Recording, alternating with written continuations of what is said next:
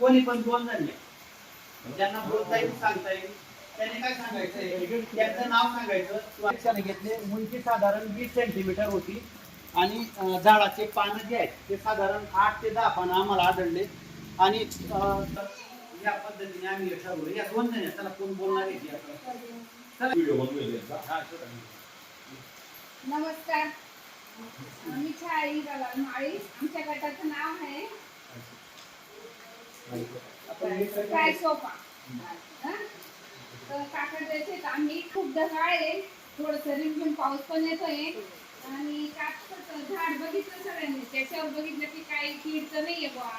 तर पाहिलं तर कुठल्या प्रकारचं कीड नव्हतं. तसंच निंबोळी अर्क सुद्धा वस्त्रगाळ पूर्ण करून घ्यायचा. जो काही अर्क निघेल त्याला मोजायचा. समजा तो तुमचा 8 लिटर जर आला तर 92 लिटर पाणी टाकायचं आणि उरलेलं 8 लिटर, म्हणजे आपल्याला हे 100 लिटर पाण्यासाठी फवारणीसाठी हे तुमचं औषध तयार होणार आहे.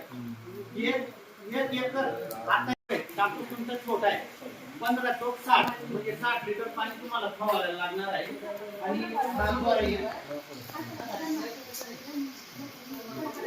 तर हे जे आहे हे आपल्याला 100 लिटर पाण्याचं औषधी तयार होणार आहे. निंबोळीचा तो वस्त्रगाळ करून जे निघेल तर तुम्ही तुमच्या पिकाला जरी दिलं, खतामध्ये टाकून दिलं, युरियामध्ये ते सोडून तरी ते तुम्हाला उपयोगी पडणार आहे. तर अशा पद्धतीने आपल्याला 5% निंबोळी अर्क तयार करायचं आहे. तर त्यांनी ज्या निंबोळ्या गोळा केलेल्या आहे उद्या तुमचे ड्रम तुमची घरी तयार व्हायला पाहिजे.